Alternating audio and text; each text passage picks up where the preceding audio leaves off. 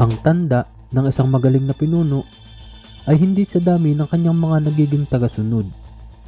Sa halip, ito ay sa dami ng kanyang mga nalilikhang mga susunod na pinuno. Sa mundo ng sining, kasabay nalilipas ng iyong katawan ang iyong mga alaala sa iyong pagpanaw.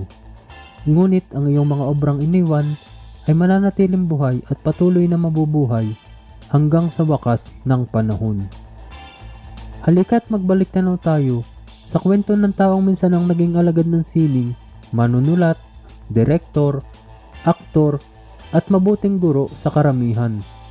Nag-ambag ng mga pamanang nagpa-immortal sa kanyang pagkatao.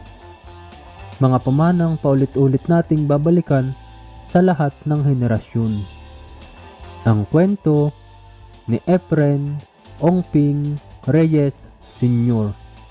o yung tinaguriang ang orihinal na Pedro Penduko. Pero kung bago ka pa lang sa ating channel, pakipindot na din po ng like, subscribe, at bell notification button para palagi kang updated pag may mga bago tayong kwentong kagaya nito. Si Efren Ongping Reyes Sr. ay isinilang noong 18 ng Hunyo taong 1924. Siya ay isinilang at lumaki sa Tayuman sa Maynila.